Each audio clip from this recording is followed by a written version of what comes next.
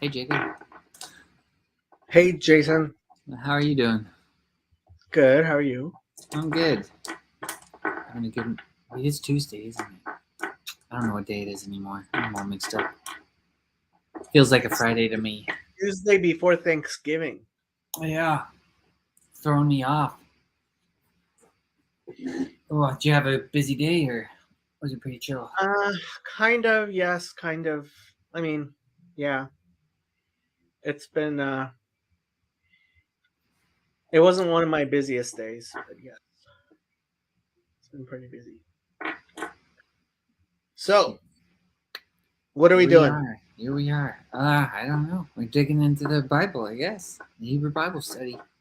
We should start off with prayers. All right. Do you want me to do it again? Yes. All right. All right. Heavenly Father, we just come before you right now. We thank you for this time.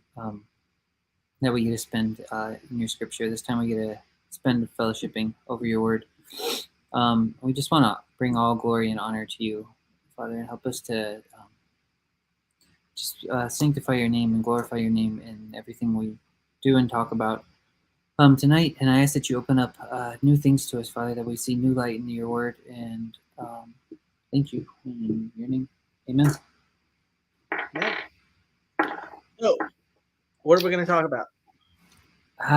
There's lots of stuff. I don't know. You got anything on your mind? You're always asking me that question. I don't have many things on my mind, All right. as you are. Well, recently I was reading. See, I'm in Numbers right now. I was reading through the.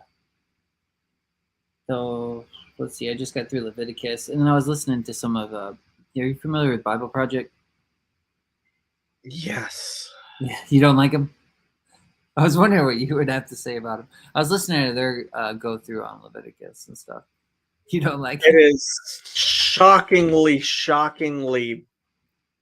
shocking how bad their takes on everything is. Why do you say that?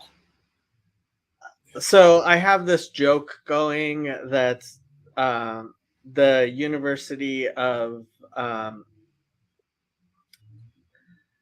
um, the University of Wisconsin Madison Department of Hebrew is the source of all evil in the world, um, and like all the really bad takes on the Hebrew Bible.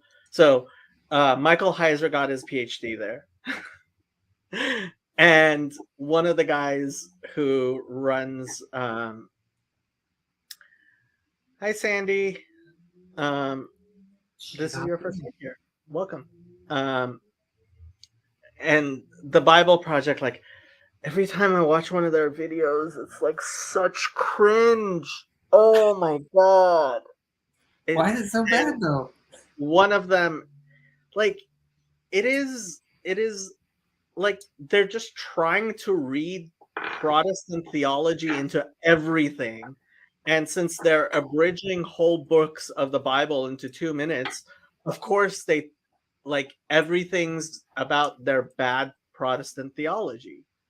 Um, I haven't watched their Like videos in a long time. I was listening to their podcast. They're usually like an hour and a half I long or something. They're my longer my conversations. my mouth was like my jaw dropped open hearing some of these takes they have on the Bible. Like, ugh. Well, then you gotta set it right then. So I don't know. Um, yeah, I was listening to them go through Leviticus, and they were talking about the burnt offering is like the ascension offering. Is that right? How Olah, they yeah, interpret it's that? Korban Yeah. Olah. So the burnt offerings, a lot of people actually. So that's where the term Holocaust comes from, and that's the original term for Holocaust is something that is completely burnt up, and that's the Korban Olah. That is, so they're um, yeah, the burnt offering, I guess some people translate it, that was brought twice a day. And Actually, so there are three prayer services in the Jewish daily. Well, in a normal day, there are three. Some days have four, and the Day of Atonement has five.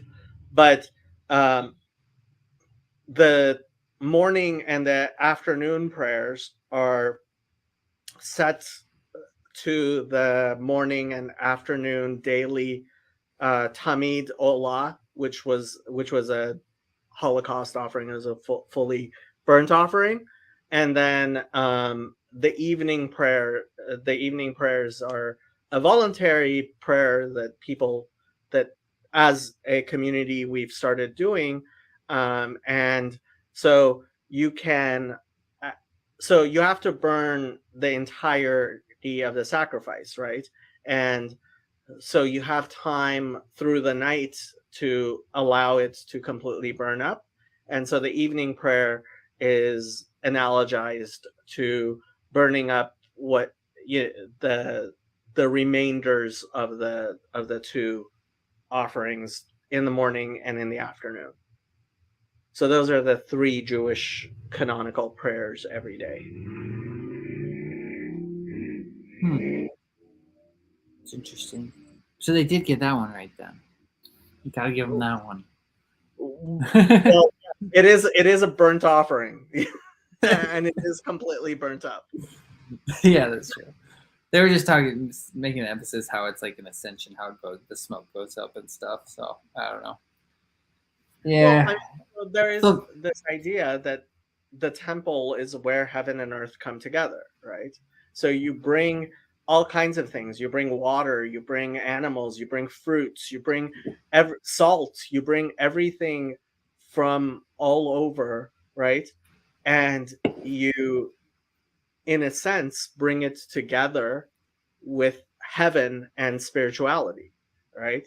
And so um, some of that is by consuming the various offerings, but the the olah offerings, those things which are completely consumed, they're actually communal offerings, right? Like the tamid was brought every day on behalf of everyone, right? And so that was completely consumed by the fire.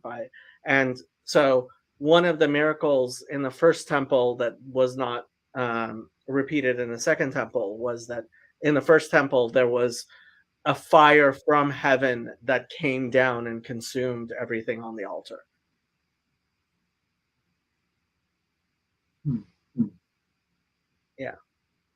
This concept that the second, like, I actually think it's even in the Bible, but there definitely was this concept that the second temple was never to the grandeur of the first temple.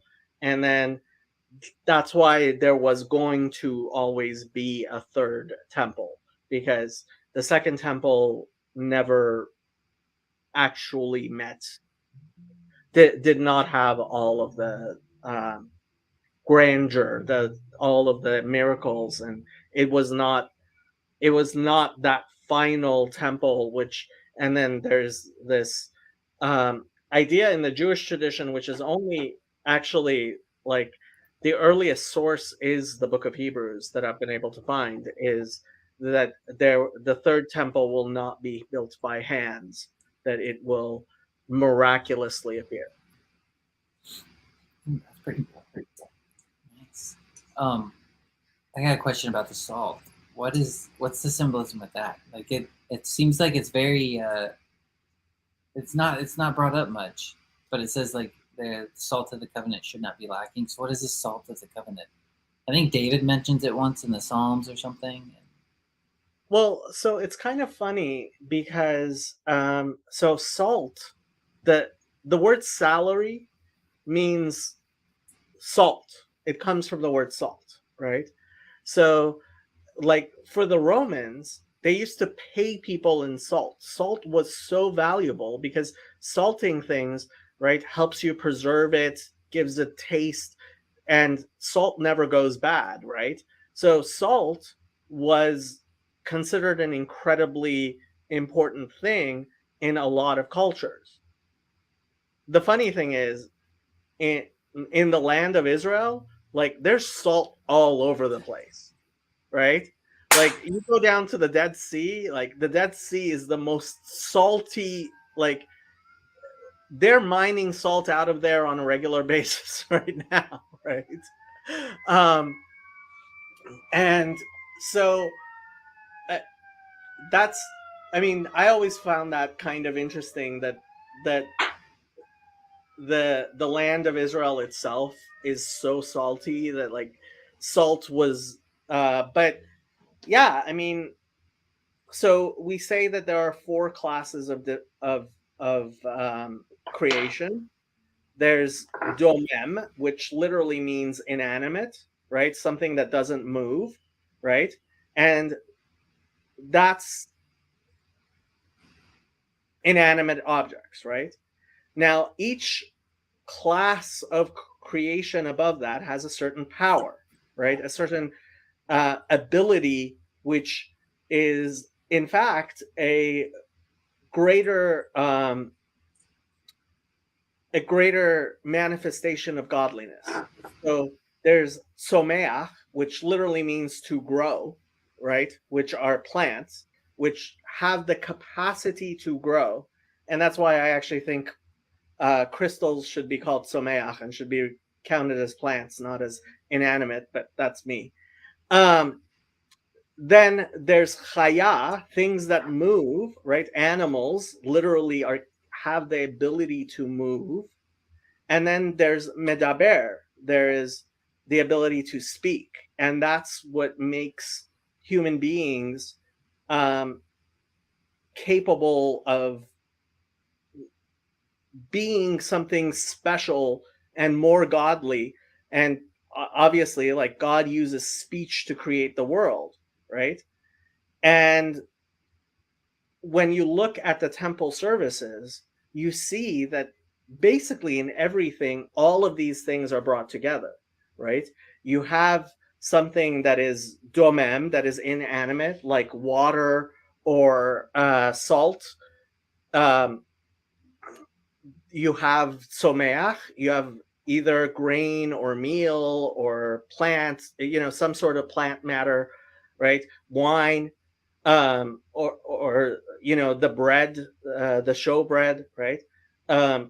You have an animal, you have or birds, or right, and then you have the human being who contributes the speech, right? So the Levites singing, the priests who say words over whatever the sacrifice is, the confessions, and what became the Amidah.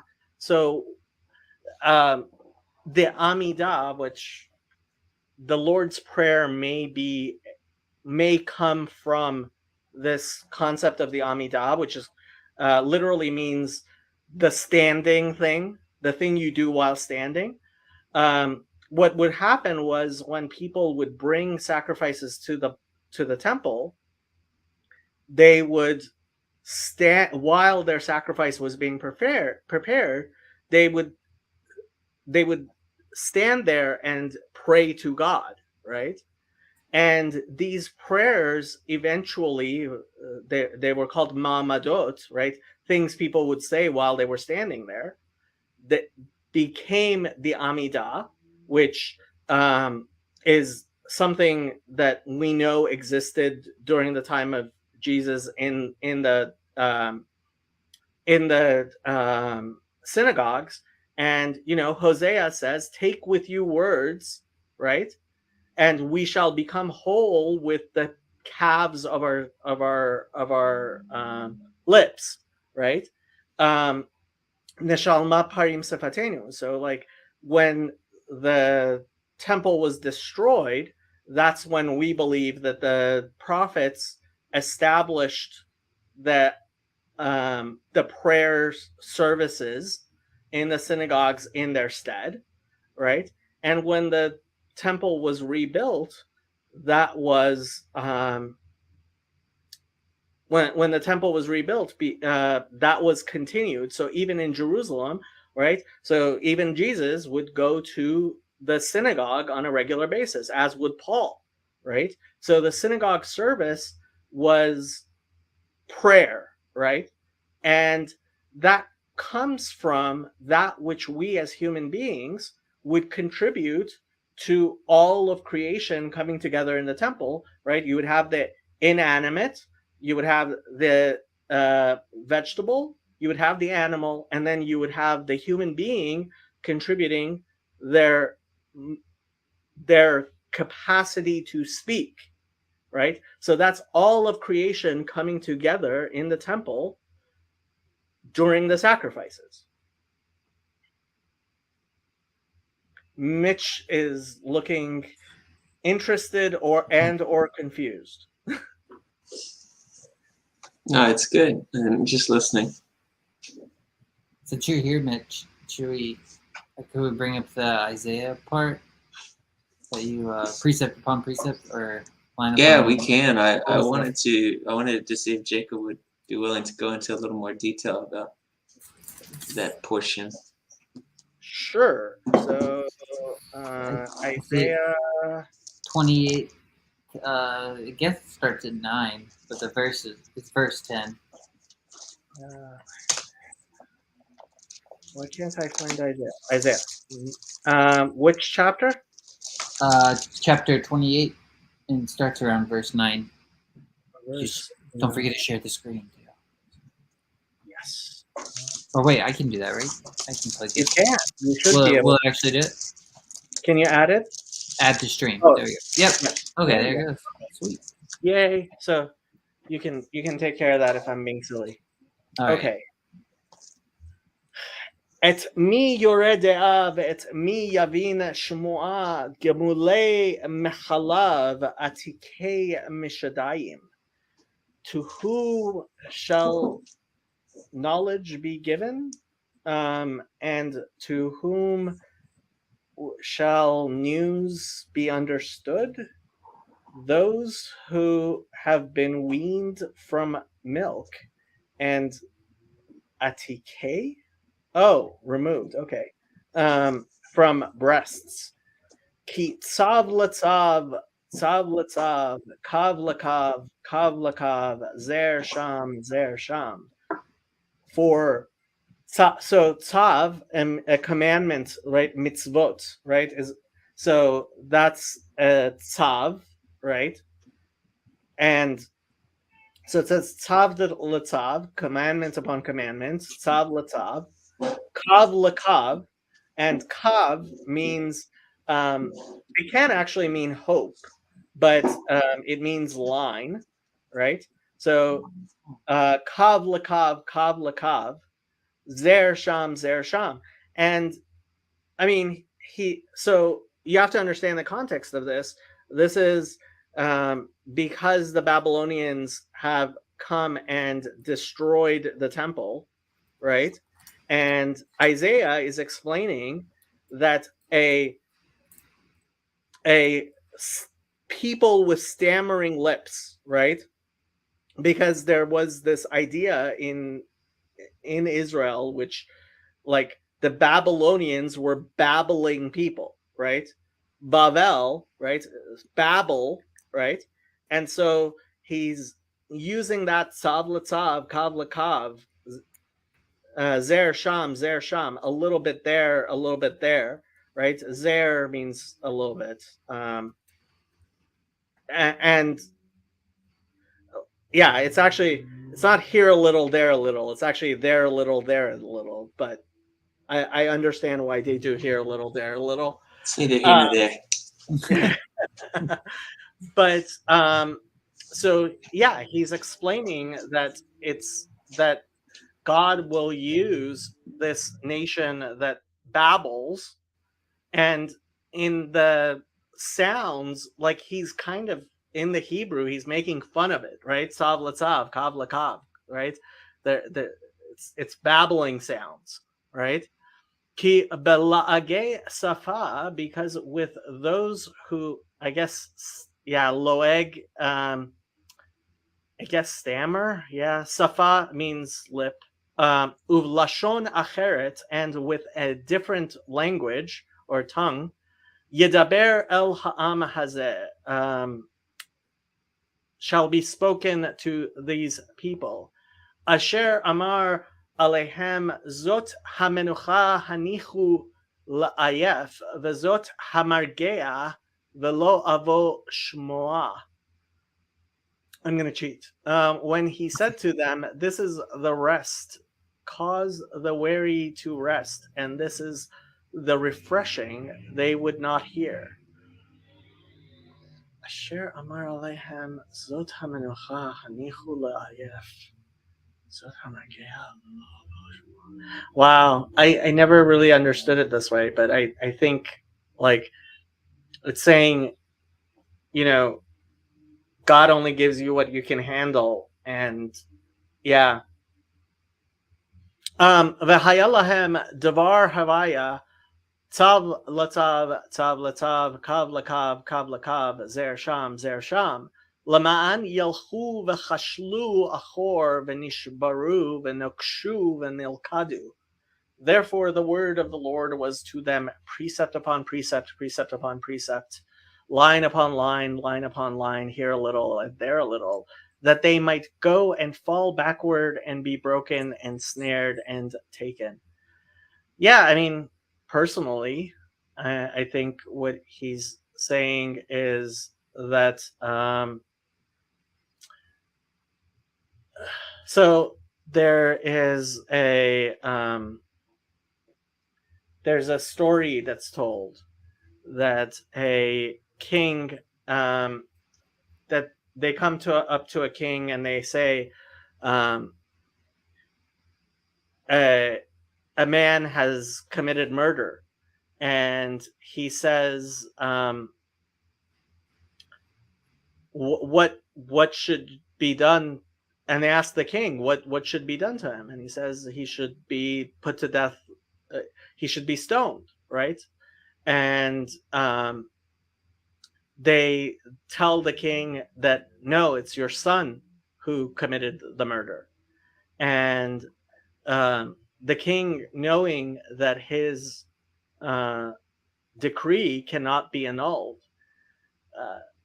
makes a new decree that the one large stone that was supposed to be thrown onto him to kill him shall be chopped up into tiny pebbles, and the pebbles shall be thrown at him one at a time, right? And so there is this idea that like God zer sham, right? So what does Rashi say here? According to their measure, he shall mete out to them. He shall decree upon them with his word upon them, a precept of the nations that enslave them upon a precept, a command upon a command, labor upon labor, a line of retribution commensurate with the line of sins that they committed, literally in their hand. Kav lakav, derived from kaveh, a hope instead of a hope. They will hope for light, and behold, there will be darkness. Yeah, like I said, kav can also mean hope. They will hope for light. Okay, I'd like to come back to the hope thing, but Sandy asked a question. I was about to ask that same question. Yeah, like when you were reading it, you said you had never seen it that way before, and then you said God only gives you what you can handle. Well, okay, so I mean, it's a difficult thing to say because ultimately, you know, it's a statement of hope to say that God only gives you what you can handle, because let's face it, plenty of times I haven't been able to handle what God gave me. I mean, I'm just talking about my own life. There's definitely been times where I have felt broken by what God had to give me. And so Rabbi Jonathan Sacks once said, you cannot by definition, you cannot explain theodicy, right? You cannot explain why bad things happen to good people, because if you could explain it, then it would it would lose the suffering, right? So, like, I bring up this a lot when I talk about theodicy, right? You're talking about, like, an innocent man suffering, right? That is ultimately the symbol of Christianity, is an innocent man suffering. And I would say the idea of an innocent man suffering is, like, we talked about last week, and I'm going to be talking, was it last week? Yeah, it was last week that we were talking about, like, the 10 martyrs and stuff, and the suffering servant. Um if we understood it, it would cease to be suffering, right? If you know why you're suffering, if you know why it makes sense that you're suffering, it just, then it's no longer suffering. Then it's, oh, well, this makes sense, right? And so Rabbi Sachs was like, the people who try to explain to people, we have a friend, I don't know how much you know this, but we have a friend who, there was a woman he loved very much, and she died. And he hates it when people tell him that, when people tell him, oh, well, try to give him, like, religious reasons why it's fine that she's dead, right? And ultimately, like, I have a video, "What do you think you're doing?" Which I recommend if you've had problems with people trying to explain theodicy to you, because, yeah, like, explaining away. Glenn Lowry says he lost his faith as an evangelical because, a young woman he knew died, and everybody kept on telling him she's in a better place, and he was basically, F you. It's like, stop telling me that. Stop telling me she's in a better place, and all that. And yeah, to some extent, that's prosperity gospel, right? If you don't feel the pain, if you don't actually do the mourning, right? If you don't actually feel, yes, there's something wrong here, God, right? Then you're not doing the struggling with God that all the children of Abraham, and we're all children of Abraham, need to do, right? So when God comes to Abraham and says, I'm going to destroy Sodom and Gomorrah, right? Abraham argues with him. And there are a lot of people who are like, why are you arguing with God? You're not supposed to argue with God, right? There are a lot of people who, like, in their theology is, don't argue with God. Like, God did it, it must be fine, right? And there's even this idea, like, so the rabbis ask the question, why are we allowed to pray for somebody to be healed? Right? Yeah. Why are we allowed to pray for somebody to be healed? Obviously, God decides these things. And ultimately, the question is, why are we allowed to pray at all? Right? Maybe we should just accept it. It's God's sovereignty, right? Are you going to change God's mind? Do you know something better than God, right? And the fact is that this is part of seeing God from behind, because nobody can see God's face and live. Because when you see God's face, when you actually know, when the veil is taken away, then lahagid baboker chastecha, right? To proclaim during the day your loving kindness. His loving kindness is when we can see the emunatcha balelot, and your faith at night. So there can be no faith in the light, right? And we're in fact going through Gates Almavet, the valley of the shadow of death, right? That's God is hiding his face from us so that we can live, right? Because if we were to see everything as it really is, then we would not live. We would not be us. We would not be separate. We would not have choices.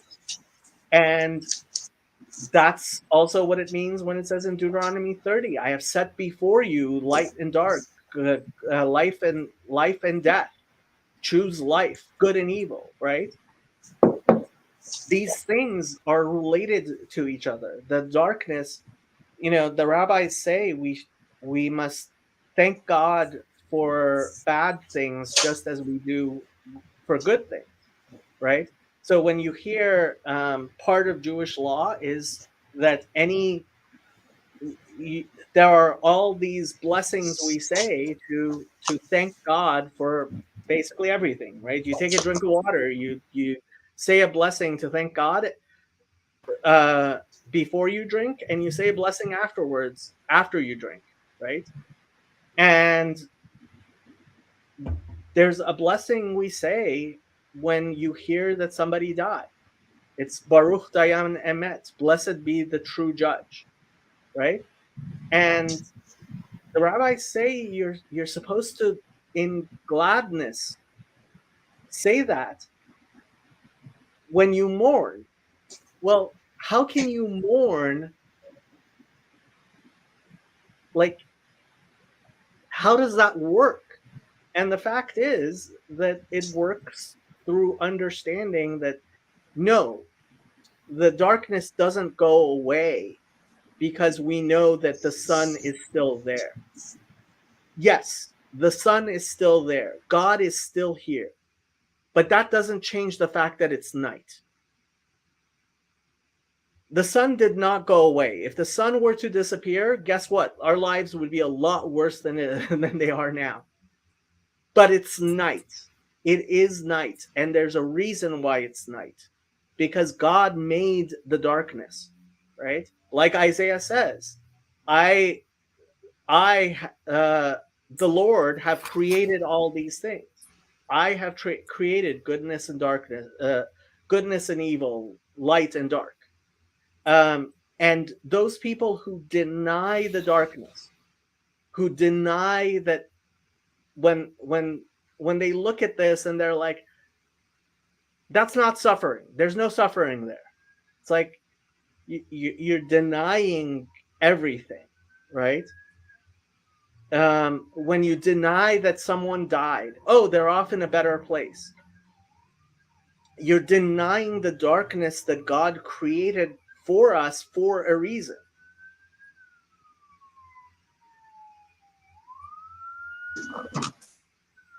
I like when people remind me that they're in a better place. And that's why you're a Protestant and a bad person. Ouch. Well, I think there's that one where it says, we don't grieve like those who grieve without hope. It's just not that you don't grieve, it's that you endure it for the joy that's set before you. Right. Yeah. You have to have both of those things at the same time. You have to again, lahagid boker chastecha, to proclaim during the day your loving kindness, and your faith at night. And yeah, you have to have both of that. You have to realize you have to have the faith there as well. But yeah, and then, but even then, it's that one day that faith will be made sight. Right. And one day when we look back, right, one day God will turn his face towards us and the earth will be covered with knowledge of God, the way the waters cover the sea. And I think it says God will take the sun out of its shield, right? There will be a light which will in fact validate our hope, but we have to at this point recognize that we are in a darkness that God created and thank him even for that darkness, right? Shiftacha u'mishantacha hema yanachamuni. Your rod and your staff, they will comfort me. So the word shevet is the same word as tribe. It's something it's something that's held up, right? Rod is held up, and shiftacha umishantacha and mishan literally means something you lean on, right? So both God's rod, right, which is his authority, and his staff, that which we lean on, they comfort us. Ultimately, left hand, right hand, it's all from God. But the mistake is to mistake the left hand for the right hand and the right hand for the left hand, and those things are very different. Both good and evil were created by God, and Kol the Rahman Avid Latav Avid, everything that the merciful has created, he created for the good. But it is a mistake to mistake that which is for the good, which is the evil, with the good itself. So I hate children's hospitals.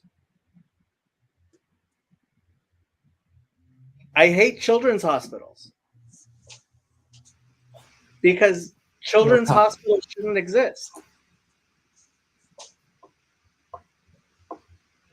I get what you're doing there. I'm following. Yeah, could you? I mean, I think you're right. You know, I see what you're saying. They shouldn't exist, but they're still there, and we love them for what they're trying to do. But you could follow that through and say, I mean, you just follow that all the way through with death, any form of death, right? You hate every time. You hate eating pork, you hate eating chicken, you hate eating fish, you hate eating like any form of death, anything that dies. Yeah, anything that's not shalom, I guess. Yeah, and that's what ultimately it means, that God created the Leviathan to play with it, and that in the end he will slaughter it and make a tent, right, a booth for us to have a feast within it on the Leviathan's flesh, right? Ultimately, even the evil, when the Messiah comes and the world is filled with knowledge the way it's meant to be, we will then understand. But first, we have to walk through the valley of the shadow of death, and then we can look back. And that's, again, that is what Moses says to God, right? I want to see your face. And he says, no, you can't, not until you can't see my face and live. And he covers him with his hand and he passes by, right? And Moses sees him from the back. But eventually right? The priestly blessing is going to come true, and God is going to turn his face towards us. And we're going to actually see the truth of it. And in retrospect, all our faith, we will see that there was no darkness really to begin with. So what is it we're going through then? Is it like just It's the veil. problem of is like a problem of perception or something? We'll just have like a shift in conscious. It's Salmavet. It is the shadow of death. This is the valley of the shadow of death. Then when Messiah comes, there won't be. Is it just like, because I've wondered about this too. Is it in this world we're in now? It seems like there's this pattern of that, of like a dying and resurrecting, like even with plants. Like the seed goes back into the earth, goes into the darkness, and the seed is light, contains the light, and it's like this pattern. And so you're saying when Messiah comes and God's face is turned towards us, then we'll be out of that cycle, and it will just be all. It will be the resurrection. It will be the end of death. Then what? What are we doing? Well, there's no more dark. Well, no, that's part of the idea of, like, you know, the 6 days of creation, right? We're in the year 5782, right? So each, like it says in Psalms, each day is like a year, like, right?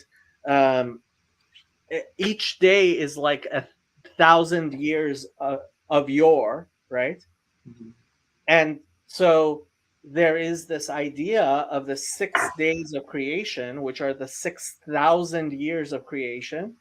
And then there's the millennium, right? And so the 7th day is going to be the Sabbath, right?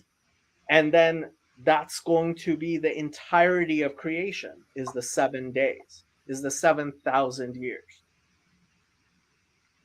Then the 8th day, you get circumcised and get a new name, and then it's into something else.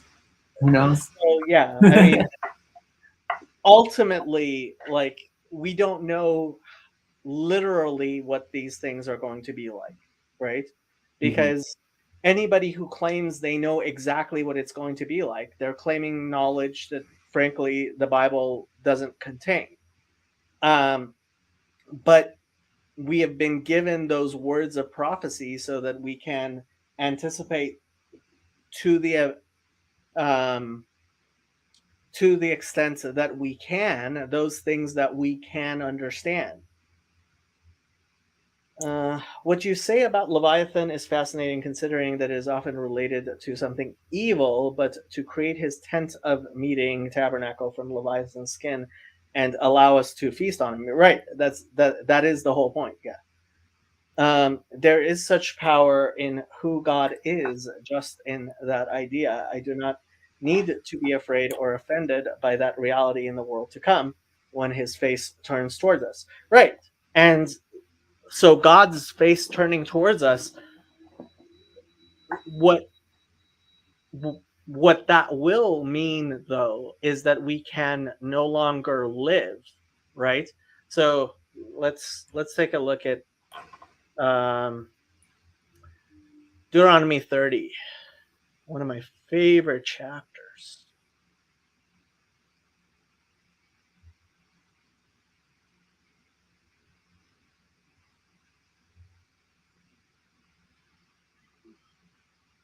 Okay, so it says,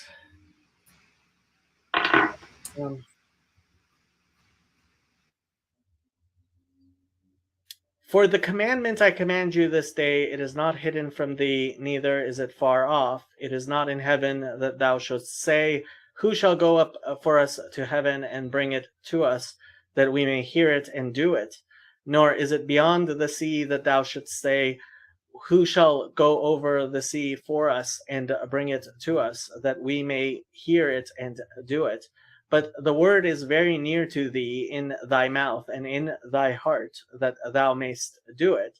See, I have set before thee this day life and good, and death and evil, in that I command thee this day to love the Lord thy God, to walk in his ways, and to keep his commandments and his statutes and his judgments.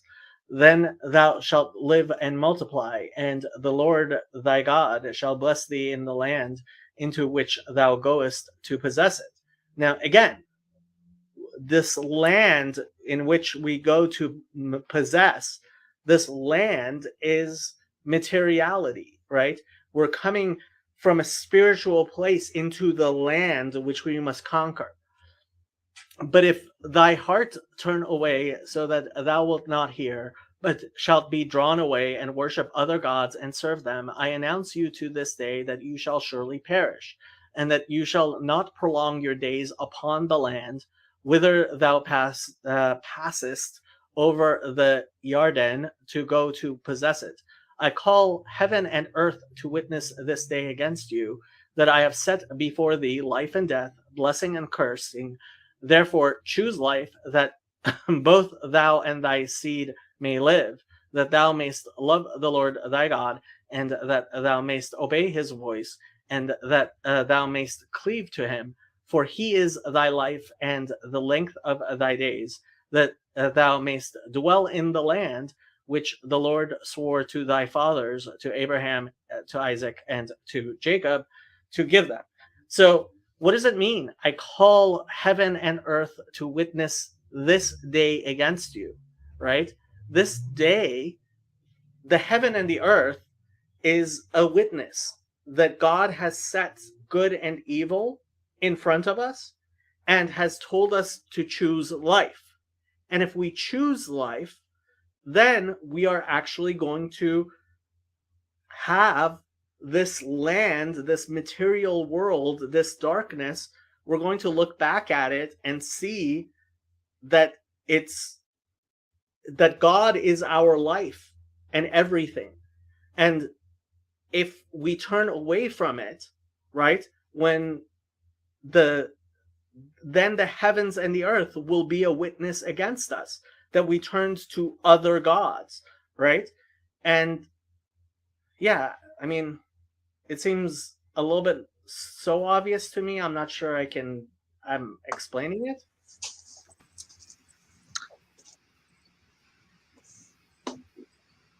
Go ahead, Mitch. Oh, I want to change this. I want to go back to the Isaiah 28. Okay. I'm sorry. I'm going to be curious about this forever if I don't get to ask you about it. But so I was reading about this, and it was talking about what you were saying, that was kind of like conjuring kind of just the idea of just babbling, right? Is it kind of like a blah, blah, blah kind of thing in some sense? Yeah. Pavlikov, yeah. But then they are also actual words, and I couldn't think of an equivalent in English for that necessarily, where it was like it is a stand-in for gibberish, but it's also like meaningful words.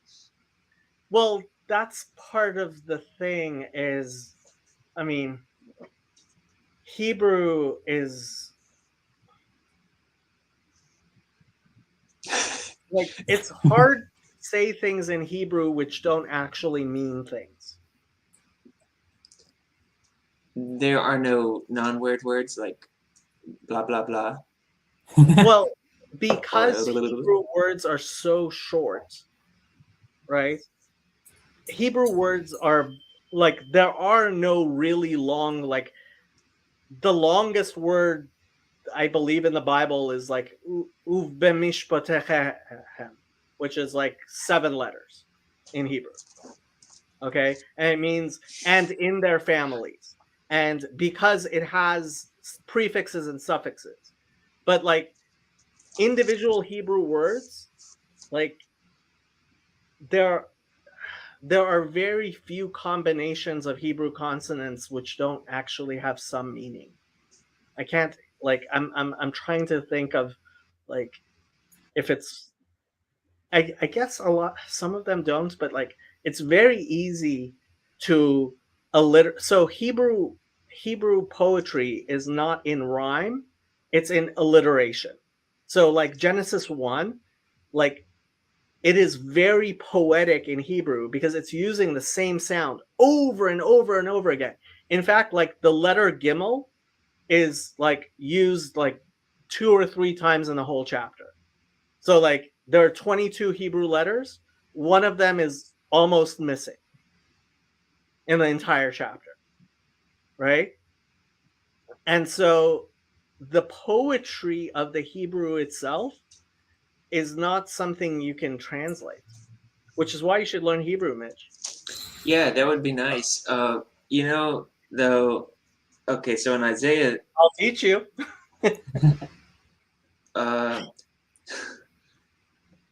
in Isaiah, to conjure gibberish, it was just a bunch of like sounding things together. Well, Yeah, I Sav, mean, Latab, Kav, Lakav, I mean, it's repeating the same word over and over again. Sav is a word. uh-huh, Kav is a different word. So it uh-huh. says Tav, Latab, Kav, Lakav, Zer, Sham, Okay, right? yeah. So part of it is it's just repeating those words over and over again.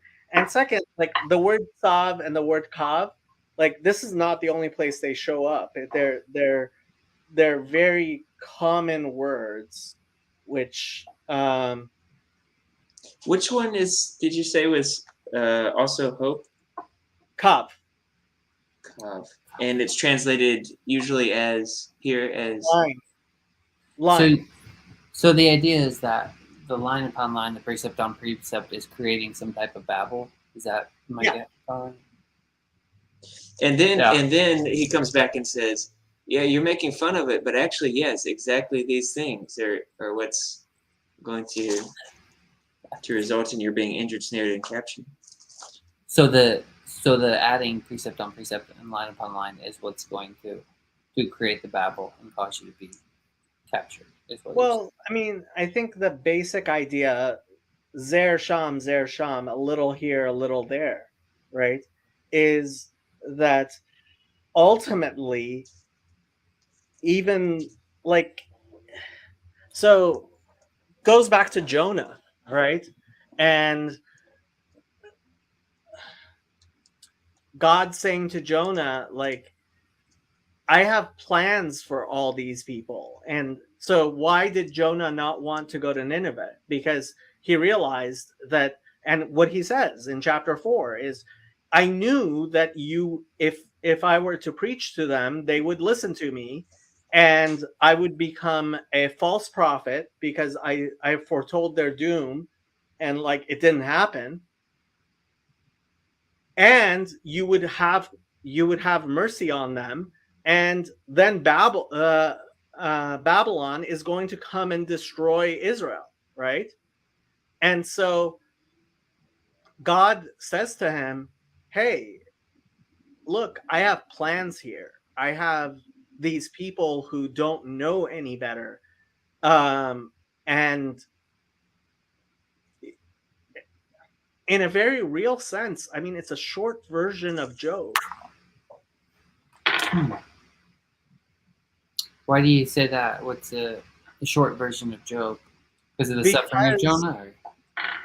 Jonah Jonah is understanding that God is telling him, like, look at this miracle that I've made for you, right? I make this ivy, whatever you want to call the kikayon, right? Give shade to your head, right?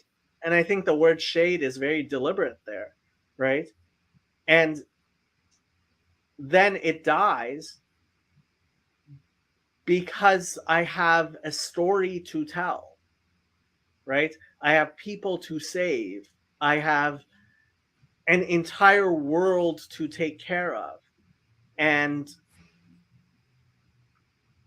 you just have to accept that, I think.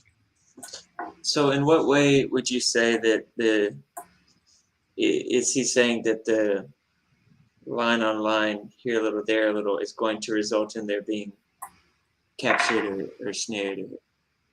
it's saying that his decrees, like, is that what the comparison with Jonah is? That my decree for your fate is going to follow through, is going to come true.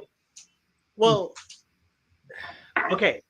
Ultimately, the idea is that everything that happens, including this foreign nation coming and chastising you, comes from God. Right? Everything comes from God. It is of God that the Babylonians come and destroy Israel. It's Yeah. not foreign. Isaiah is explaining that it's not that some foreign god was victorious, chas v'shalom, over the God of Israel. That's not what happens. That's not possible. Even Satan is God's angel. Even bad things come from God. That is, I mean, it's one of the most important lessons of Isaiah. Like, where's that line that Isaiah says? I'll get it. I'll get it. Just say it. I'll guess it.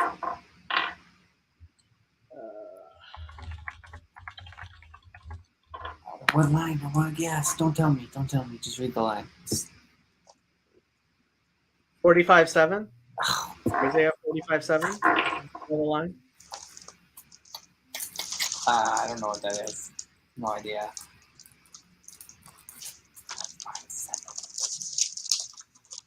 One light. Okay. Great darkness. Okay, 6. Okay, let's actually start with 5.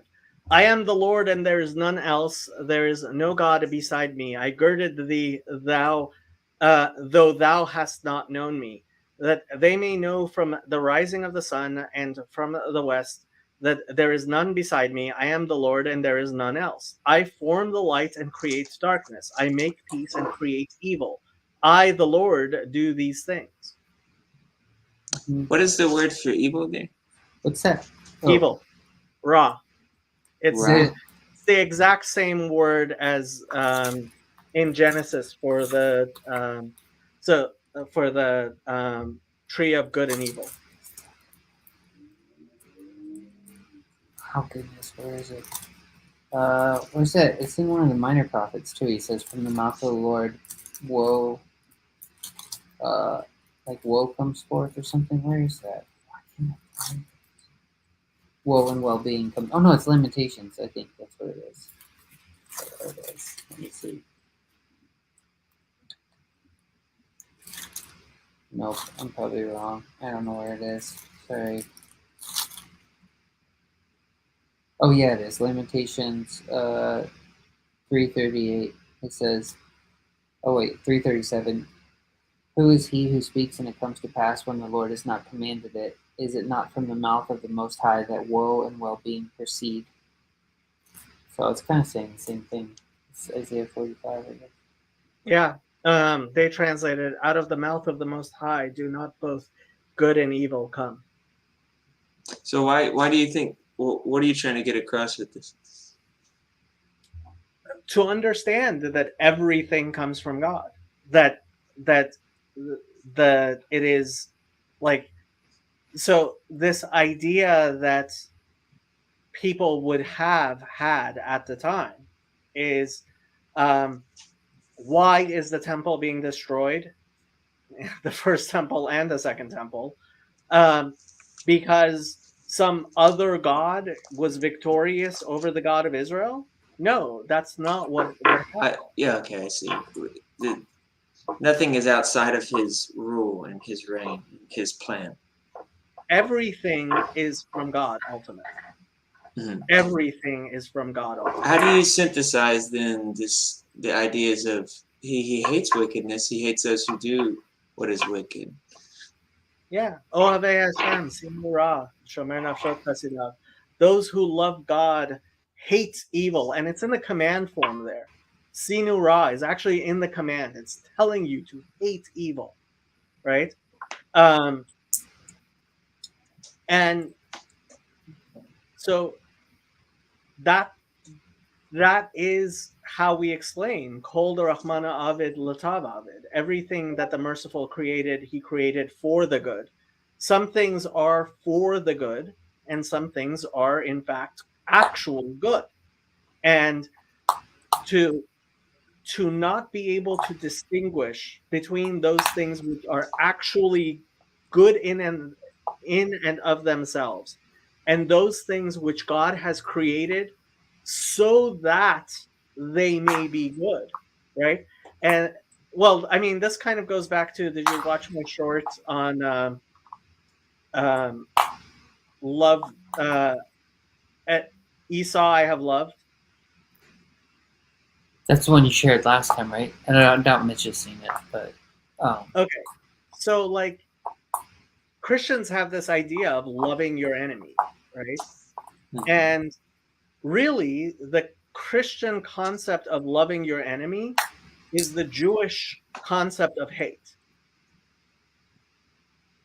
Because you love your enemy in that you recognize he is created by God, and you recognize that he has a worth, and you wish for him to become better, and you pray for your enemies so that they will repent of their sins, right?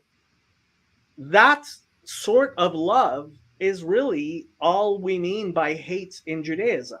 Because when you realize that there's only one God, right? God says, Jacob I have loved, Esau I have hated, right? What does that mean for the God who created the two of them to hate him, right? What does it mean for God to hate Esau, the Jewish God, to hate Esau? It doesn't mean God wishes he didn't exist. It means God wants him to change. And the word sin'ah in Hebrew it has the same letters, shin and nun, as to change. How do you take that bit in Malachi 1 then, where he talks about, like, I made Esau a wasteland, and then when Edom rebuilds, I just make it a waste again? It's like every time he does change and returns to the good, then he's just wasted away again. Well, I mean, yes, it says ve'et esav saniti ve'asim et harav shmema ve'et nachalato letanot midbar, right? But it's, God is a consuming fire, right? It says the house of Israel will be a fire, and the house of Joseph as a flame, and the house of Esau, the house of Edom, will be like straw. Well, what happens when a flame meets straw? It changes it, right? And really, it's the Hebrew word hate, very much so, is related to the word to change.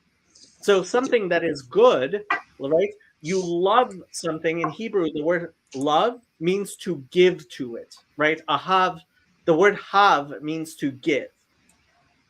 So that which you love is that which you give to, which you establish, and that which you hate is that which you turn, that which is always under your wrath, and when it does turn, you demolish it and you designate it as the wicked land.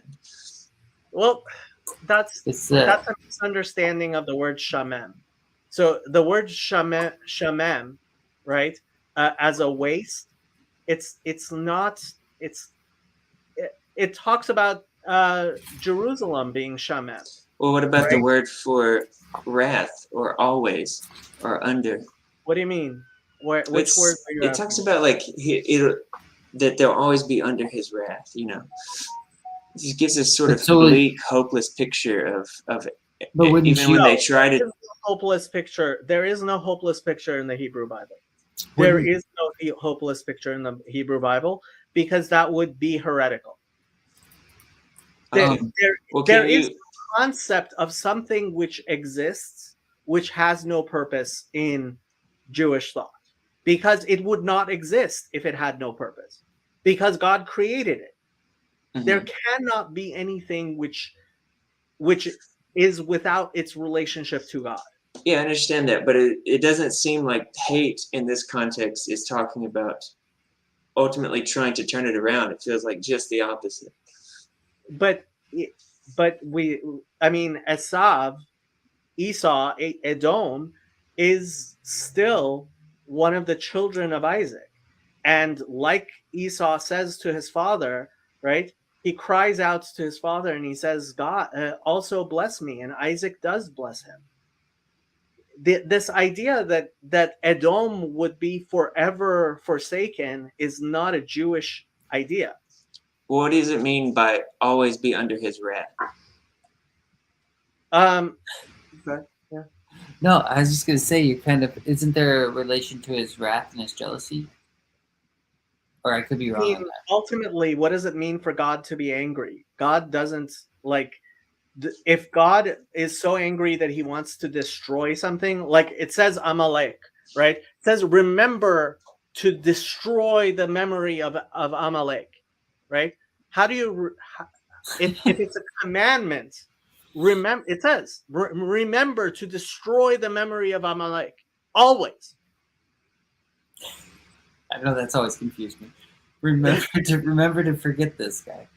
Yeah, but that's part of it, is that ultimately there is a permanence even to those things. Like, there is an idea that a lot of Christians really like, that evil is the absence of God. I don't think this is a Jewish idea at all. Evil is something that God created, and God created it for a purpose. And so in a sense, it will always be far away from God because it will never be holy. Like, so the idea of like the profane, right? When we say somebody said a profanity, right? So it's profane, it's not holy. And there is something that is bad in it. But there has always been a concept of a holy and a profane. And that contrast is necessary in order to have a proper orientation of understanding. Yes, there is good and there is bad. And this goes back to what I keep on saying about the greatness, Yitron Ha'or Min Hachosha. The greatness of the light is from the darkness, because having seen the darkness is when you appreciate the light.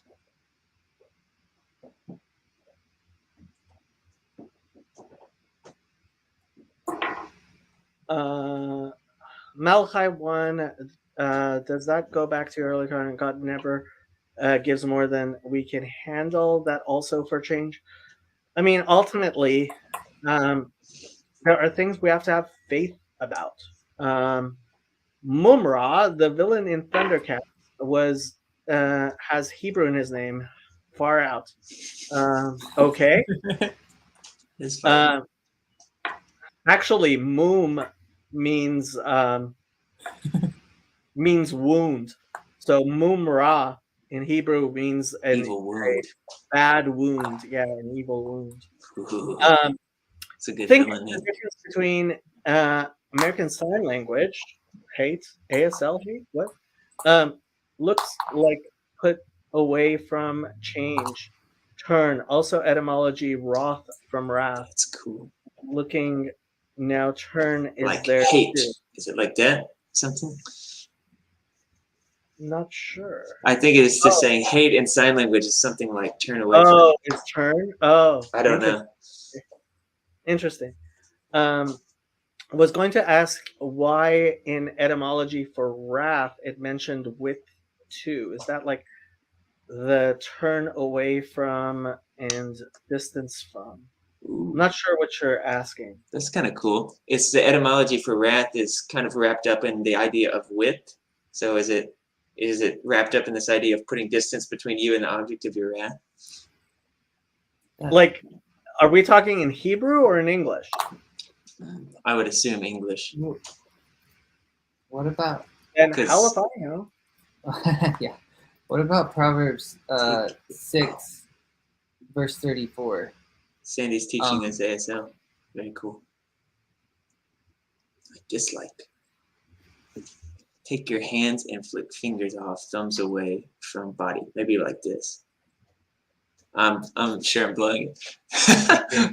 It's a lot easier to learn ASL when you actually have somebody Yes. showing you the gestures than just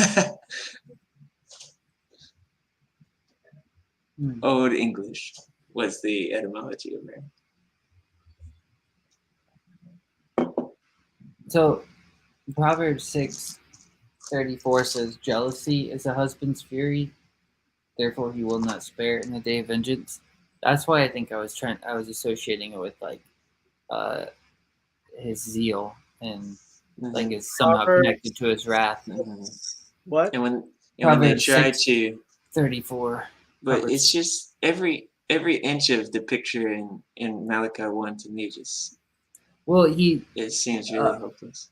Micah 1, in Micah, I think it says that he makes Israel a heap of ruins, and then it says a place for planting a vineyard, or something like that. One time, I had this bush back when I still had my house, and is it pampas grass? I don't know what it is. It's this grass, and it just grows up, and it's this big dead, like tan bush, and then every fall I would light them on fire. That's what my neighbors told me to do. And then one year I did it, and this wind just started blowing in, and it almost burnt my freaking house down. It was terrifying, and it burned up all my grass, and so my whole front yard was just black. I mean, it was just nothing there. And then, but the next spring it came back, and it was like the greenest grass I've ever had. Can you imagine if as soon as it came back, you burnt the grass again? Because that's what he's saying. Yeah, that evil grass. Well, if it came back bad grass, wouldn't you do that? If it was a bunch of weeds. Mm-hmm. I guess you could if you're just replanting thorns every time or something. I don't know. Ultimately, I mean, nothing exists that isn't for God's glory. That is a hard thing to wrestle with, though. I mean, it is when you say God creates good and evil, that is a hard thing to wrestle I think for anybody, if they're being honest, to wrestle with that. I mean, maybe not if you're brought up Jewish and that's just always there in the background, but I think it makes more sense to me now where I'm at. But I think a few years ago, if someone would have told me that, I would have really struggled with it a lot more. Yeah, I mean, it's one of the things that a lot of people have. It was, I think that was the reason why Harry started calling me a Nazi. Really? Well, Romans addresses it. I mean, it's very much in the Christian forefront. That God, he creates good and evil. That everything is ultimately going to his glory, including the evil. Mm. Yeah. Yeah, it's just hard. I mean, it's hard to get, and it makes me think it's just kind of like Jacob's saying. It's just my posture towards God or something, and God just is, and He's a consuming fire, and so it's just how I approach Him is whether He's good or evil. I guess that's kind of how it seems to me. To me, I think the scarier thing with the whole Esau I've hated and Edom being burnt down or destroyed would be that if, like you mentioned before, Mitch, if he just forgot, like to me that would be worse. Is if God just wasn't, which I don't think is possible, but if God just forgot you, Didn't care. Yeah. Yeah, that's terrifying to me. Well, I mean, again, so when you look back at Esau, you see that he cries out and he says, "Father, bless me also." Right, and that's ultimately the story of Ishmael and Esau. Both of them will ultimately repent and come back. I always forget about Ishmael. I don't know why. Most people don't even know that Abraham had more than two sons. Yeah. That's what I keep on pointing out.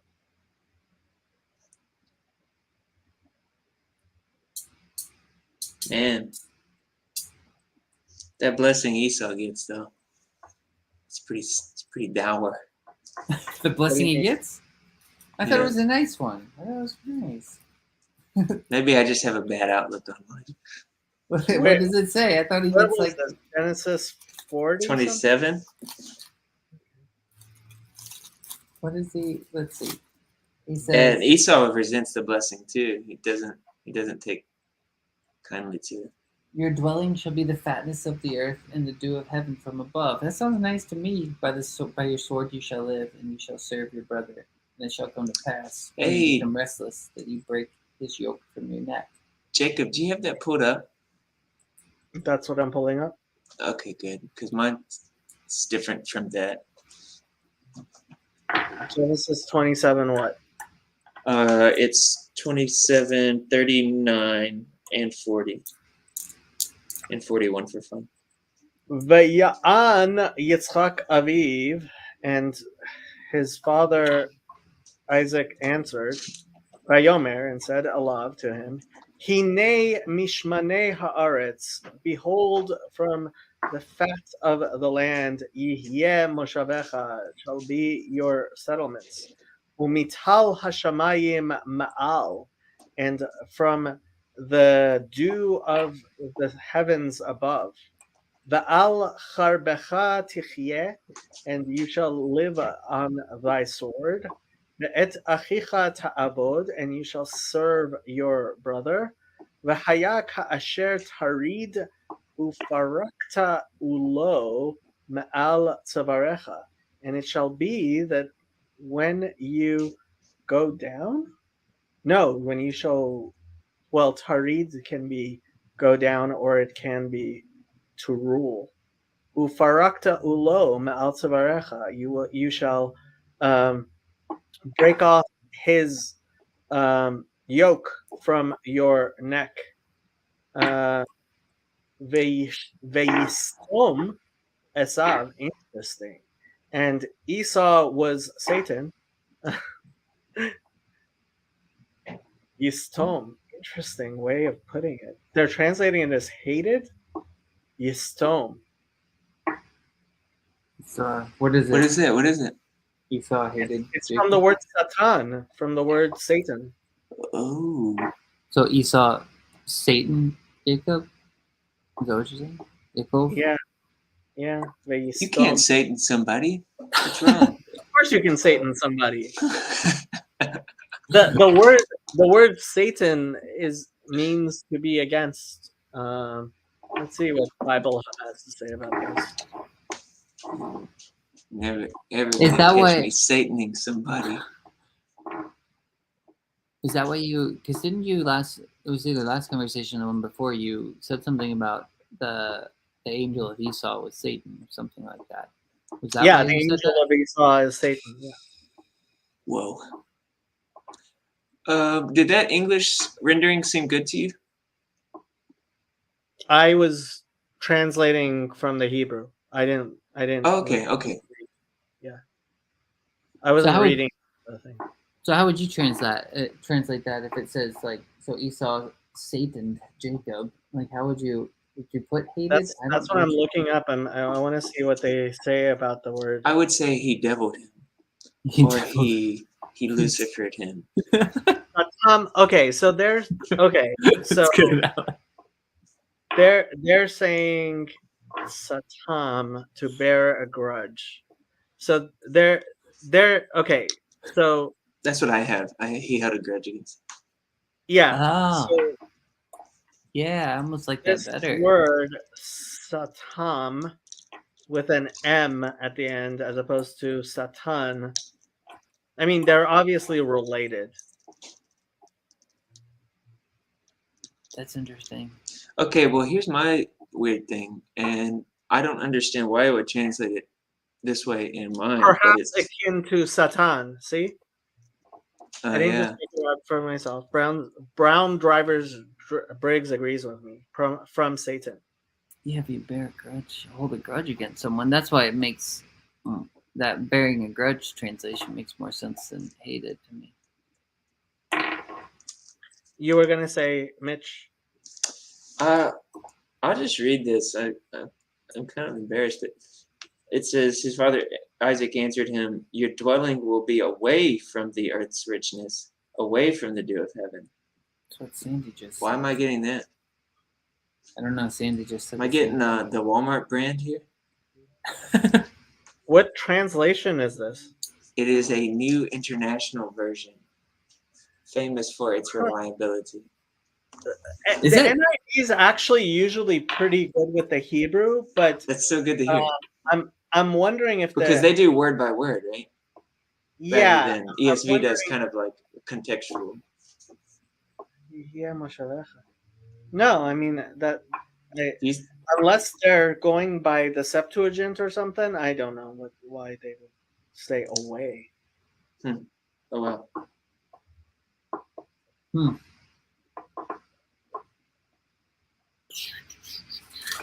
So since we're right there, or close, let's see. Genesis 29, verse 31.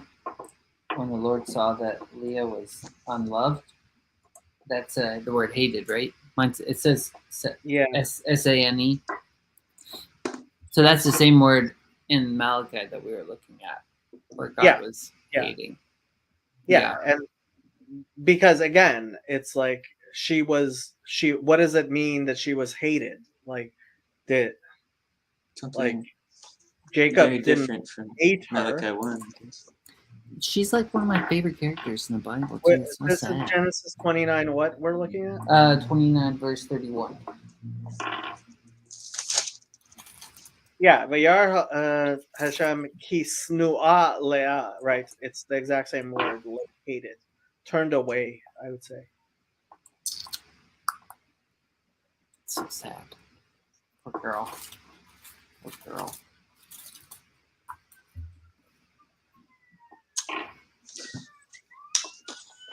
What was it? Somebody said once when they were talking about verse 17, they translated it as she has a nice personality or something like that. I was like, that's rough. That's so mean. Leah's one of those girls with a good personality. I'm enjoying having Sandy around. Yeah, she's nice. She should pop in here. You can click on the link, Sandy. Got asked the last few years not going to church, needing to heal. I go now when I can, but work weekends. Looking at Bible Gateway, it says away from the richness of the earth and away from the dew. What is going on? Yeah, that's what She must have been in NIV land with me. I mean, we can take a look at it. Google.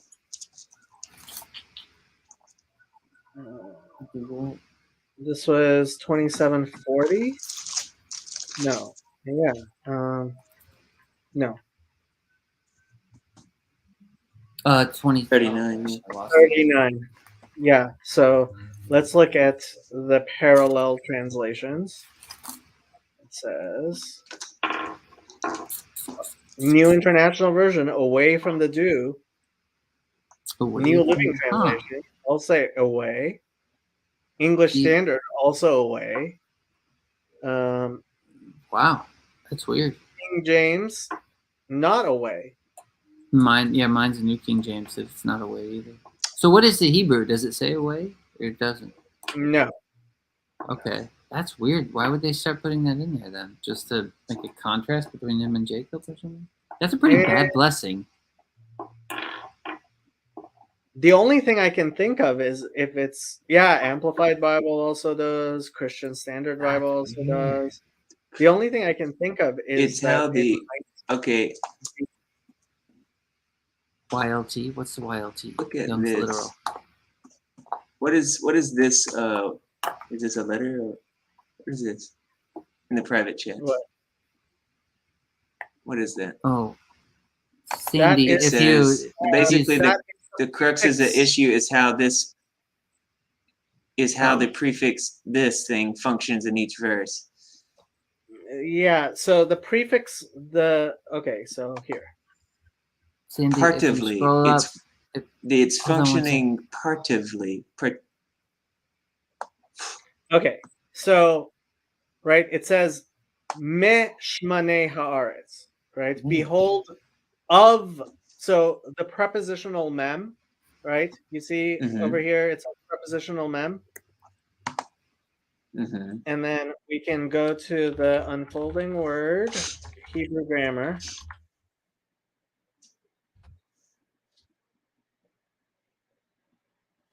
And you go to preposition. Do they have prepositional mem?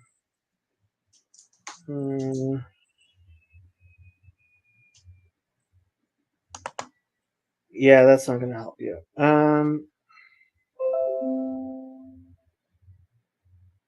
So the thing with the Hebrew articles, no, that's not. Prefix doesn't have.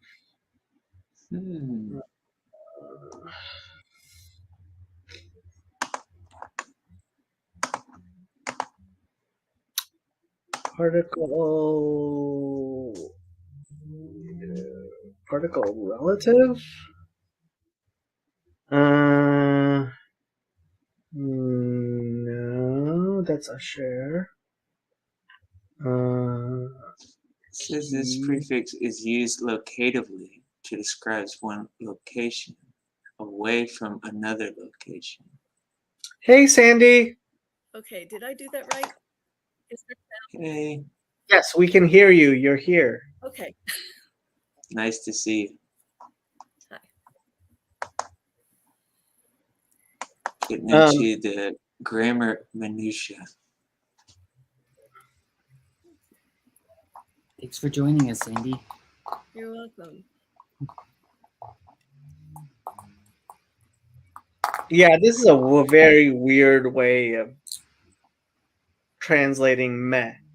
Like, yeah. Maybe they're looking ahead to Esau's response and saying, maybe that's why I want to translate it away from locatively, partitively.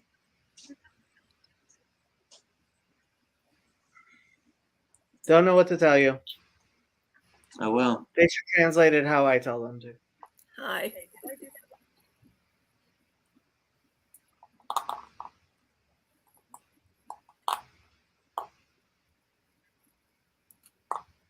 Well, mine's right, I guess. New King James. Yeah, so the prefix it's the minority. It looks like it's the minority for English translations to translate it affirmatively rather than negatively. But that doesn't always mean. I don't get it. I would have never imagined them like translating it that way. I don't even understand why. So they're wrong. So did Esau marry like some I can't remember who it said. Did he marry like Hittites or something? Yeah, he married. Was it giants? Didn't he or something marry like like 2 women? I thought so. Let's see. Yeah, wait. When Esau was 40 years old. And Amalek is one of his generations. I remember that. Is a Hittite kind of like a descendant of the giants? Because it says in Genesis 26:34, Esau when he was 40 years old, he took his wife Judith, the daughter of Beri the Hittite, I guess, and Well, I Basma. mean, so the Hittites were one of the 7 Canaanite lands. We lost Sandy. Um, I don't know. She's gone. I did kill her. well, maybe she had to go, and maybe she got bored of us. Um, or it might be technical, but yeah, I mean, there are people who will argue that the 7 nations were like giants or Nephilim or whatever, but like, I don't know. I'm not What- a. Is that kind of a?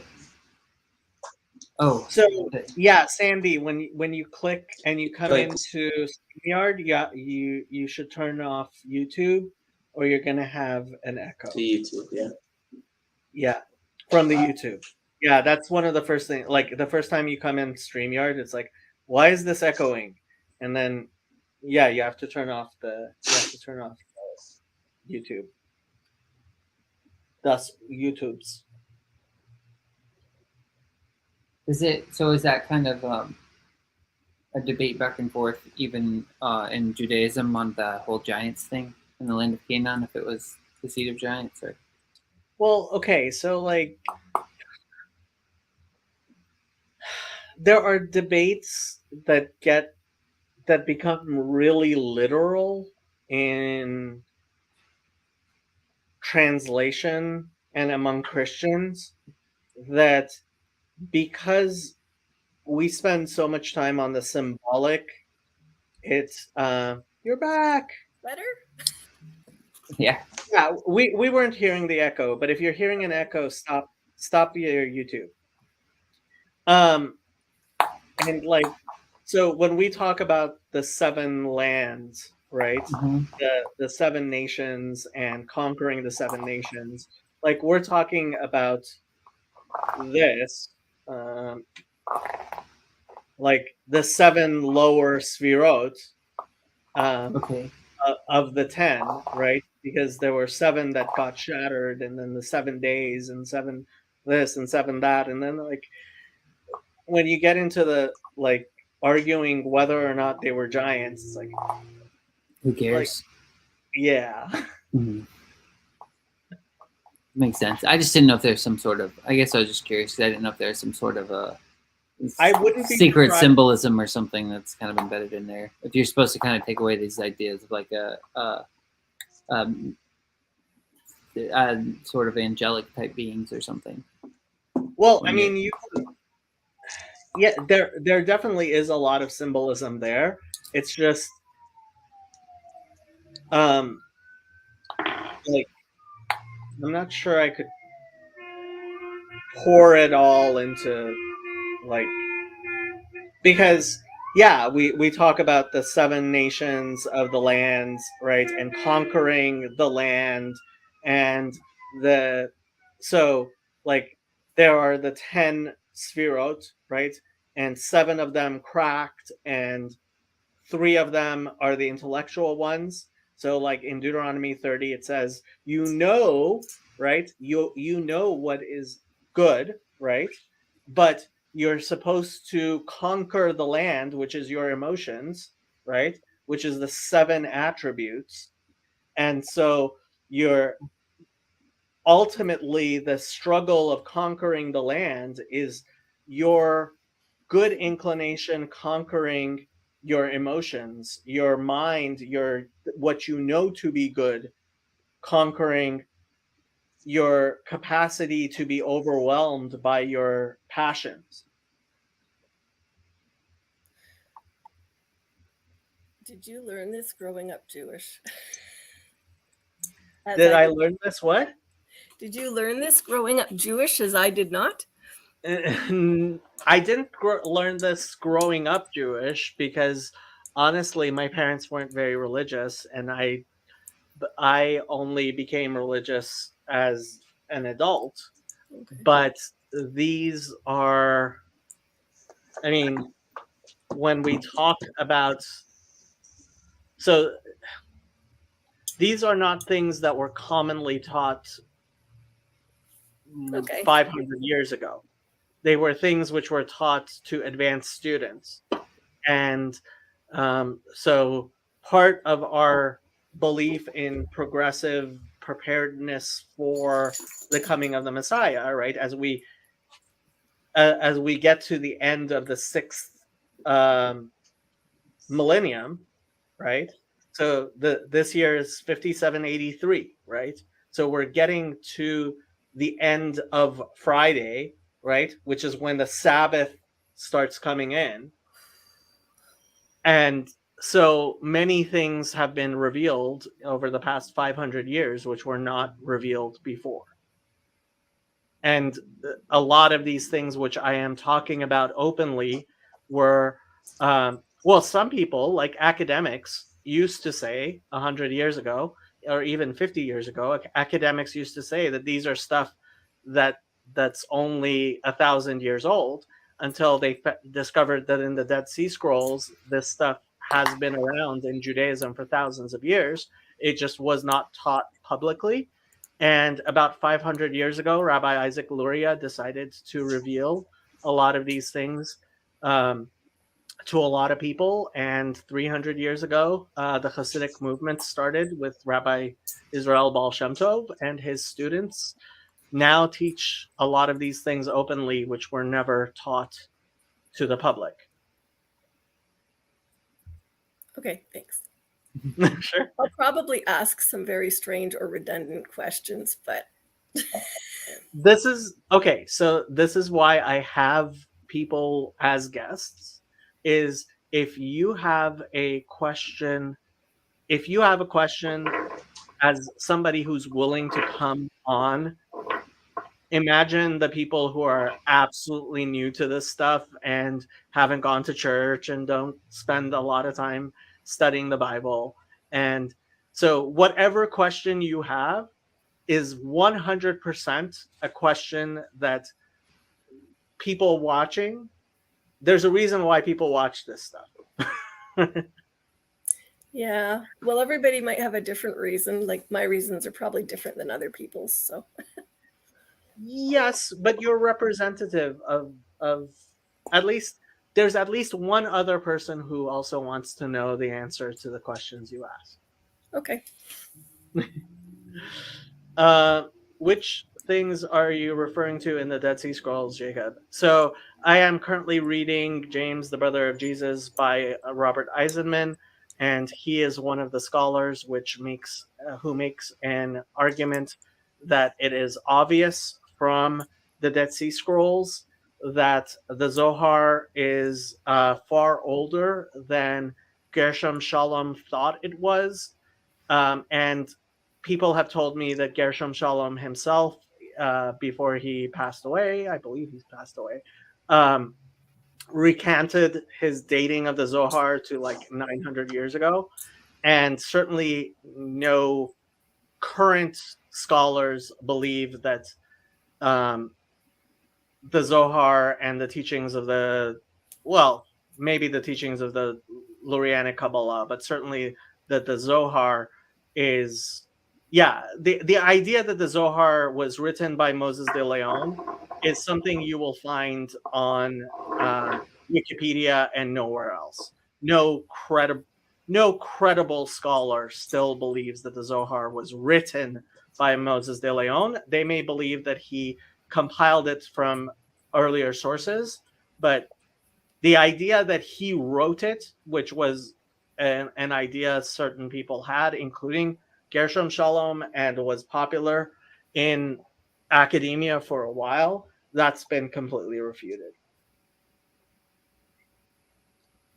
And I was probably speaking complete gibberish to at least two of you. So one of you could ask, like, what the hell are you talking about, Jacob? What's the Zohar? I was going to say, is that like babbling? You can't date Zohar. So, okay. So there we know, and basically we've always known, and you can even see it in in the Christian scriptures that there was an esoteric tradition in Judaism. For example, Jesus says, "Let he who has ears hear," right? Yeah. And the way the esoteric tradition works in Judaism is that there were certain things that were only taught to advanced students as opposed to scriptures, which was read in public and everybody was taught.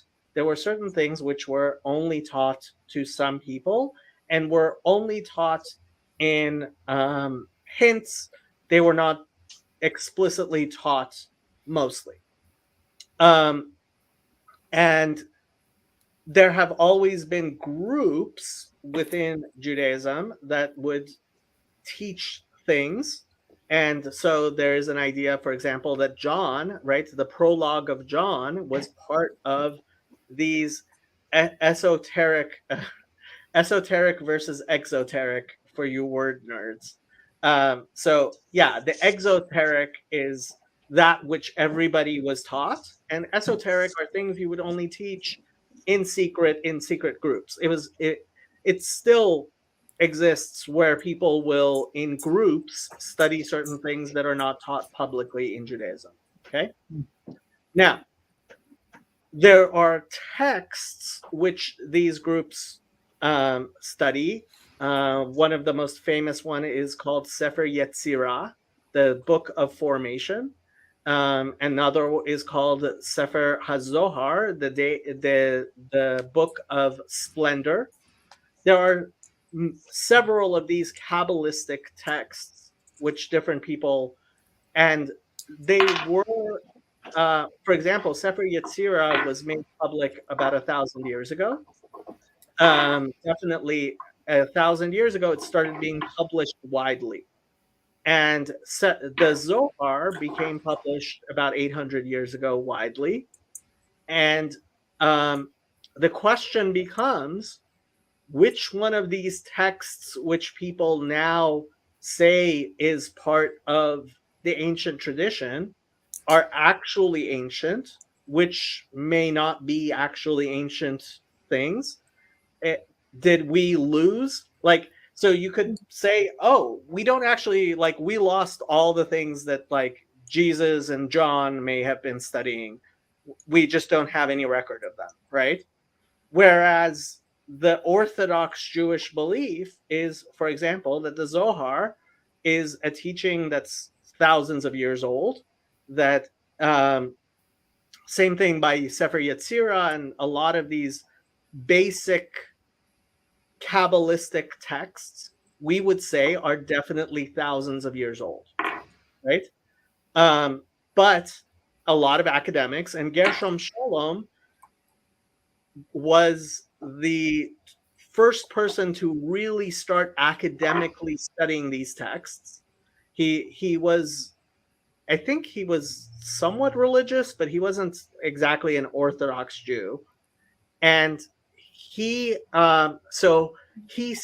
basically started the field of studying these texts critically and analytically. And he had this idea that, like, oh, the Zohar was written by a particular person 900 years ago. Well, when the Dead Sea Scrolls were found and enough things were found that were so similar to the Zohar, it became clear that at the very least, Moses de Leon, who's the person who first started publishing the Zohar, at the very least, he must have had access to very ancient texts.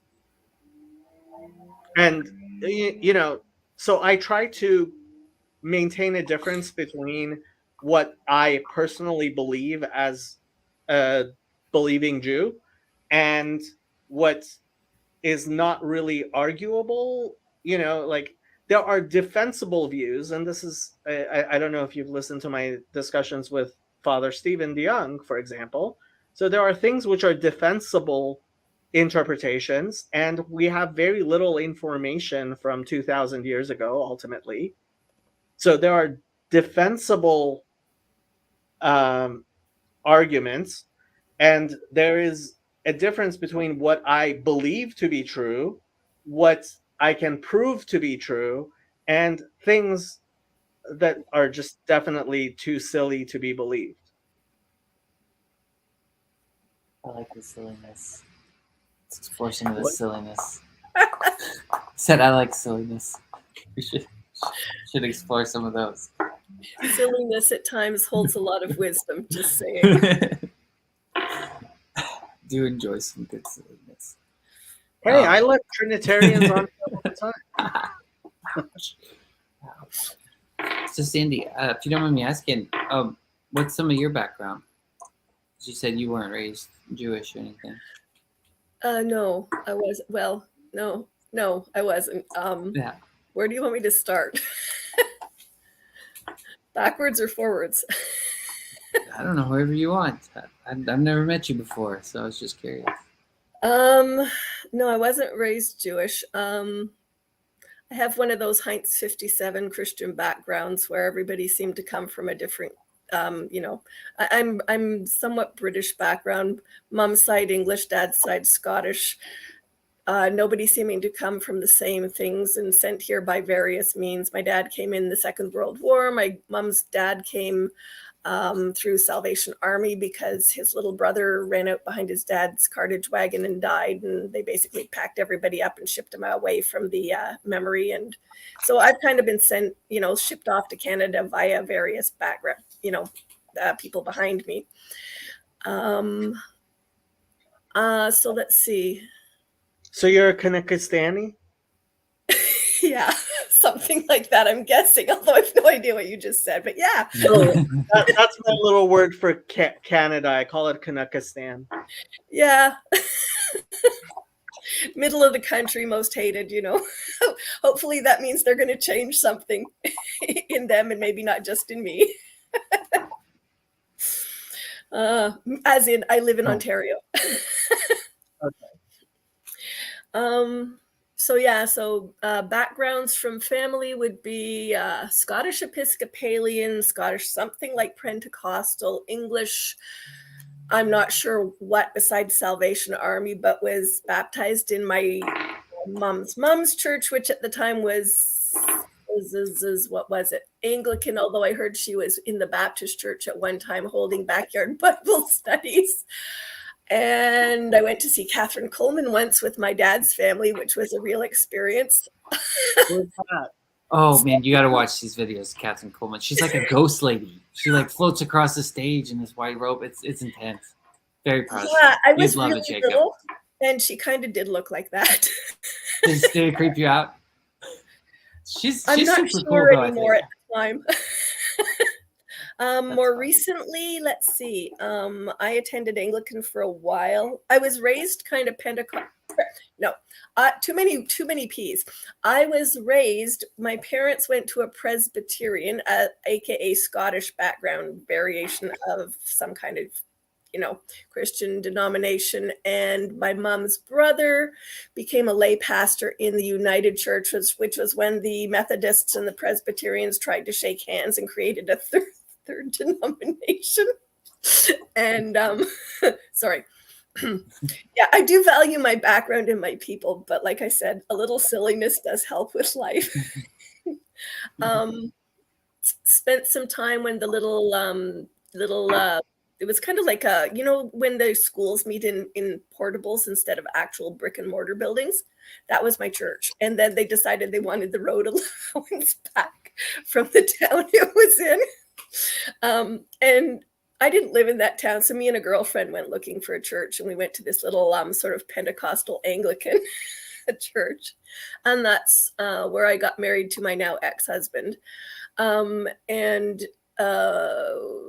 went to eventually when we moved so that our oldest could go to the deaf school by what is now about an hour south of me where I am, and another hour north would be where my ex came from. When we went there, I discovered a ladies' coffee break group in the church of my ex's background, which was where I heard of you via Paul Vanderklay, also known as Christian Reformed Church. So I created I took one of those massive faux pas and dragged us all back into his history. Yeah. And then the last 5 years or 6 years, I've been on my own living arrangement, but with an absolutely marvelous man I lost last year to a river up in northern Quebec.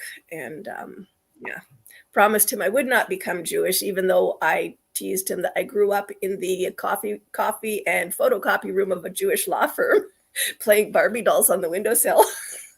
That was where my mother worked. And my father, technically, although he was self-employed and did the, title searches and stuff for when people would sell their homes and other things. That's what I do. Yeah, awesome. We tried Yeah. to do that, but my mom wouldn't let me. Awesome job. Yeah, it's nice. It's a good Mhm. job. Good for you. That's great. It's all I've ever done my whole life. That's what my dad does, so that's what I just picked up when I was like 14. So or may I something. ask, how many kids do you have? Two boys, unless you count the ones that won't talk to me from the gentleman I lost last year. There's three there. Two that well, anyway, he was married twice. So, and I probably shouldn't say all this on YouTube, but anywho, so we'll leave it at that. Okay. Seeing as he's not around to speak for himself, or they aren't currently talking to me, I think. Okay. Yeah, but yeah, so I just am kind of been listening to you because I heard Paul Vanderklay talk about explaining sort of. I hadn't heard you talk before that one. He was doing this one where he was sort of explaining you to somebody or other. And I was like, oh, I like this guy. He reminds me of Jack. He's full of, a little bit of, yeah.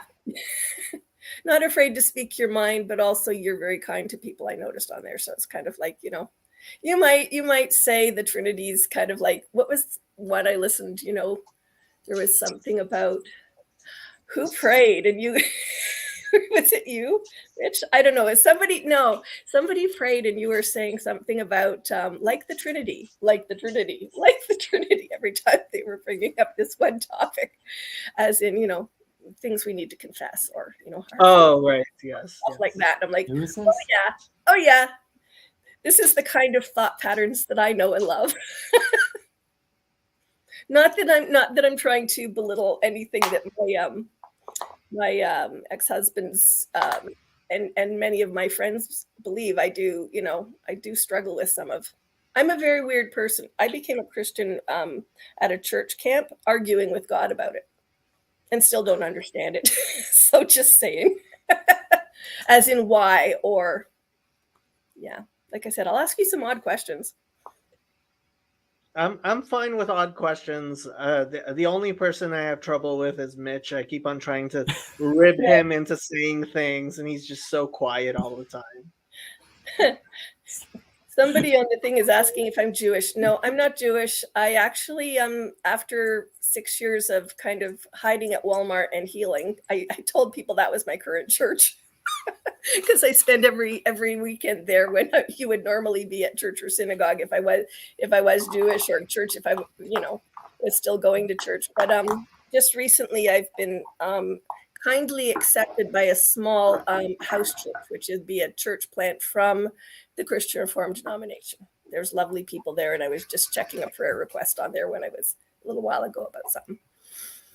They're very lovely people for Calvinists. Yeah, there are. I know, and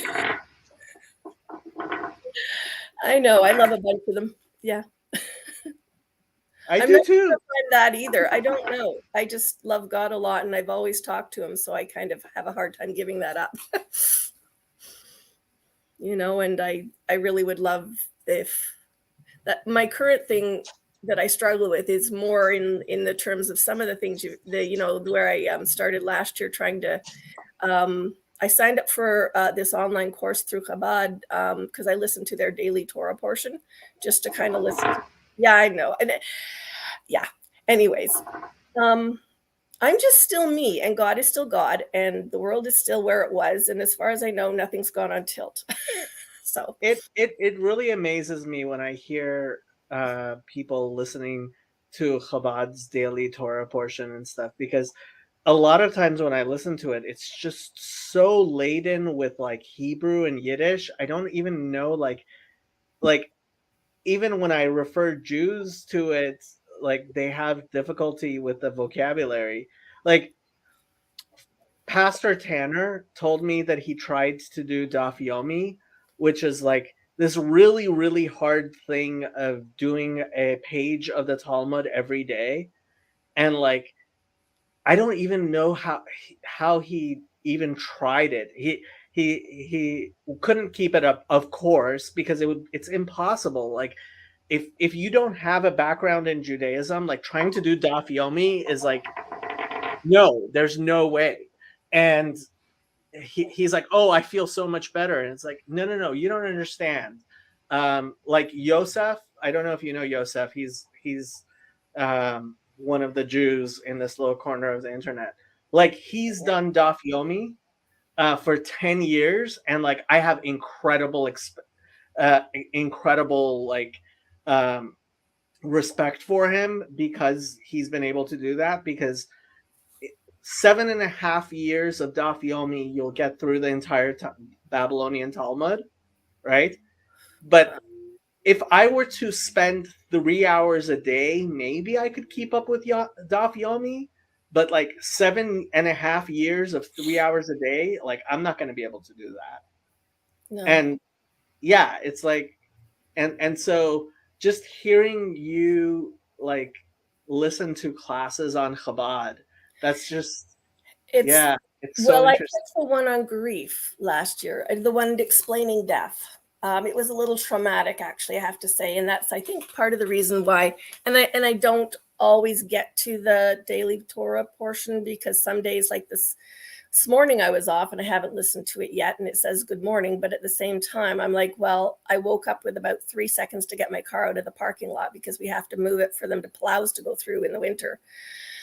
So no, I didn't listen to it this morning, but if I miss it and if I'm not face planted from pain, because I deal with that on an ongoing basis too, then I try to listen to it at night. But I'm not going to guilt myself about it, because I'm pretty sure God's known me a long time. I'm not 2 anymore, and I'm not even 20 anymore. So it's, I'm kind of like, I want to listen and I want to learn, but if I miss it on a day, It's fine. I don't think I'm going to have any more issue than I did if I listened to it. Yeah. Right. Yeah. I mean, ultimately, this is. So I was talking to somebody, and I told them, like, I was never able, when I was religiously observant, I was never able to finish my prayers every day, because if I were to say all of my prayers every day, it would take me like 5 hours, right? And so I was talking to somebody, and I said this, and this Christian woman said to me, well, how'd you deal with the guilt of that? And I was like, why would I have guilt? Like, I learned Hebrew as an adult. I didn't learn to pray as a child.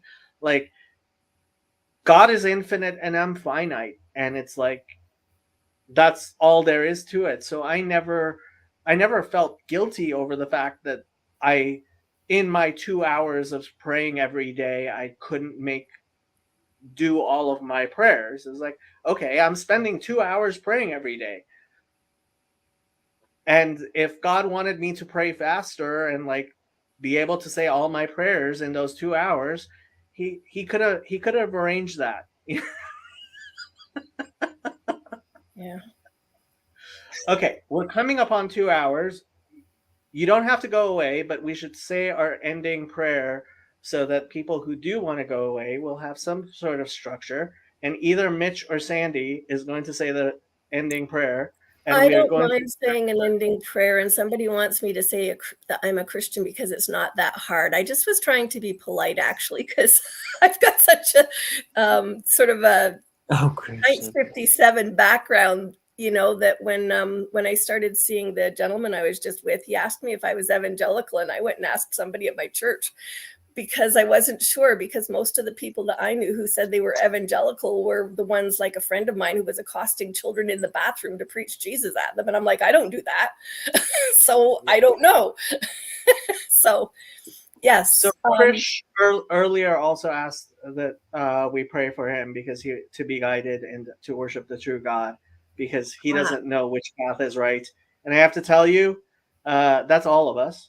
And Rabbi Chezi says you are embraced and loved regardless. And since we have Rabbi Chezi, okay, who wants to say the prayer? You want to say the prayer, Sandy?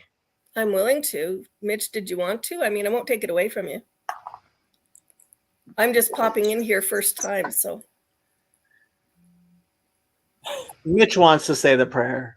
Does he? Go for it. It's all you, Mitch. It's Sorry, our first time. My mute button wasn't working, but no, Oh. please, you, Sandy. Okay.